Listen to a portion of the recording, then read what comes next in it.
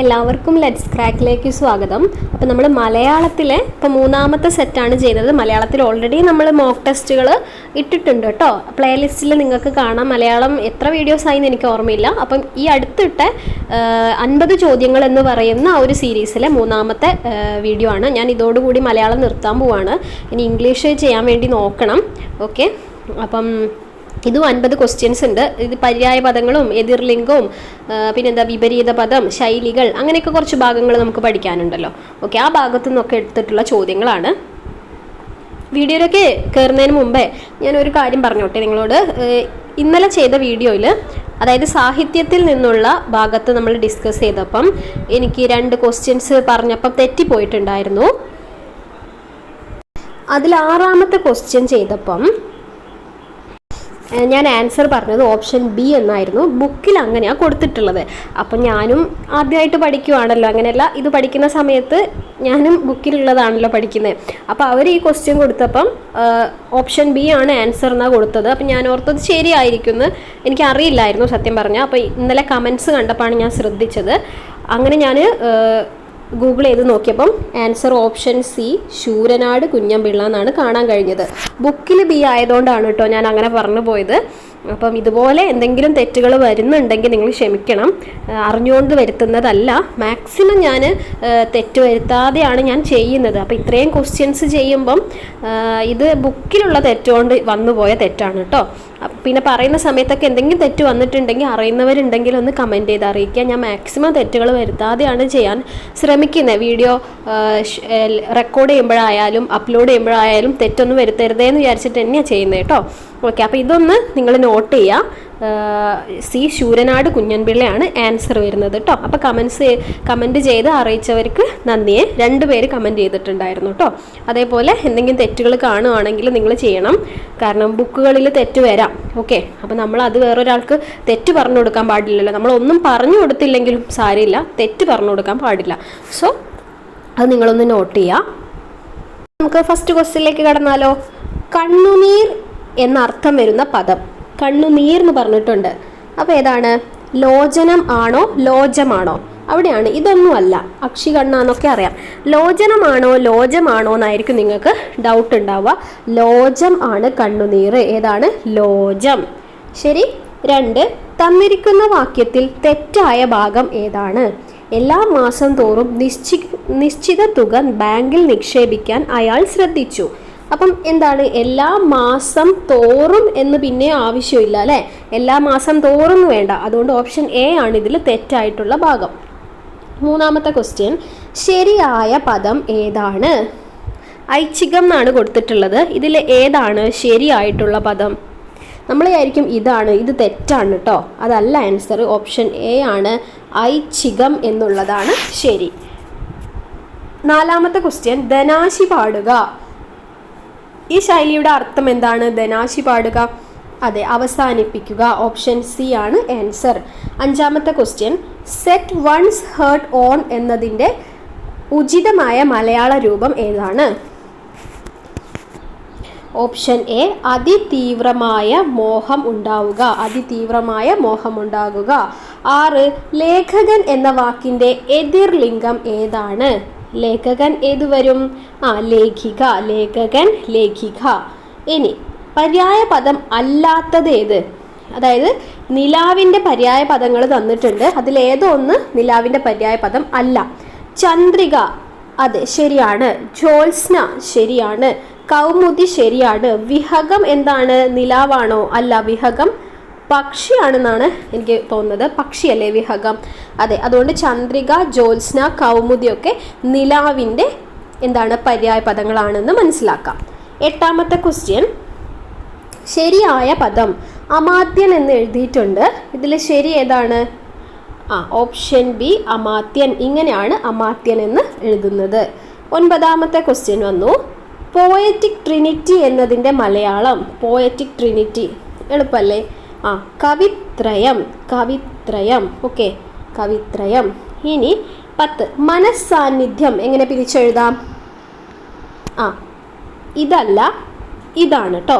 Option A ആണ് 10, മനസ്സാന്നിധ്യം.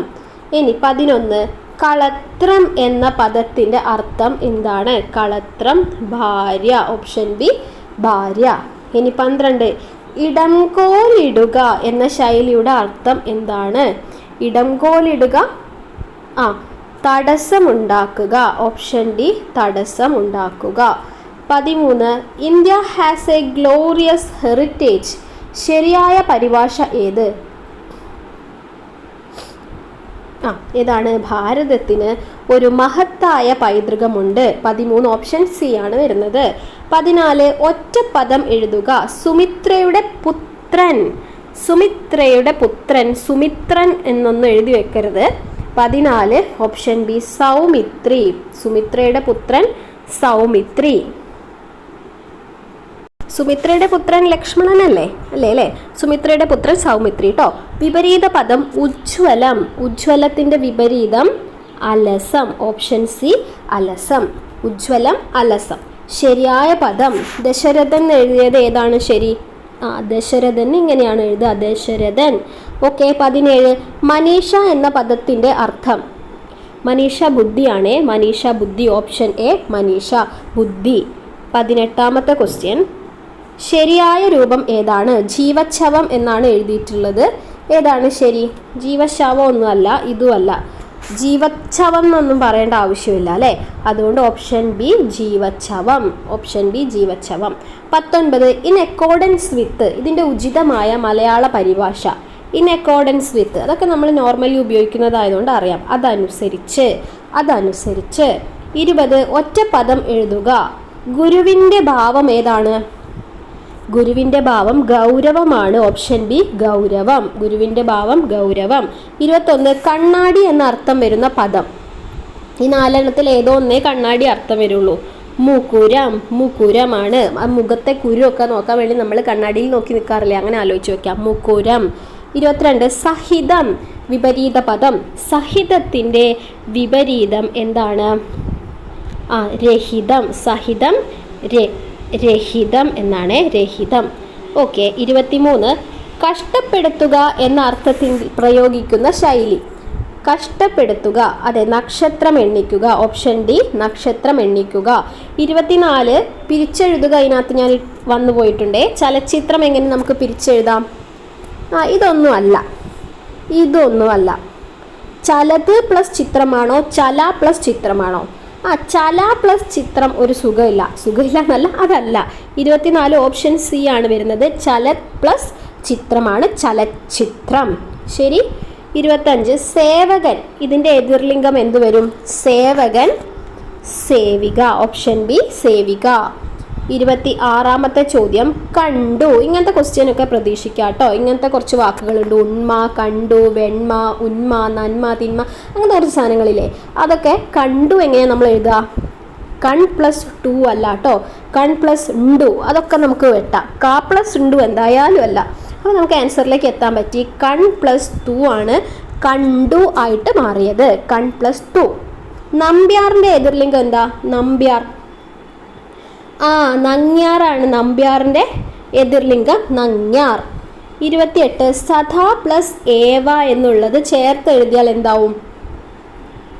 സദാ plus ഏവ ചേർത്ത് എഴുതിയാൽ സദൈവ എന്നായിട്ട് മാറി. ഓപ്ഷൻ ബി ആണ് ആൻസർ. 29, അറിഞ്ഞുകൊണ്ട് തെറ്റ് ചെയ്യുക. ശൈലിയാണേ, അറിഞ്ഞുകൊണ്ട് തെറ്റ് ചെയ്യുക. ഇലയിട്ട് ചവിട്ടുക, ഇലയിട്ട് ചവിട്ടുക. ശരി. 30, വിപരീത പദം എഴുതുക. രസത്തിൻ്റെ വിപരീതം എന്താണ്? നീരസമാണ്. 30C നീരസമാണ്. രസം, നീരസം. കുയിൽ എന്ന അർത്ഥം വരുന്ന പദം. കുയിൽ.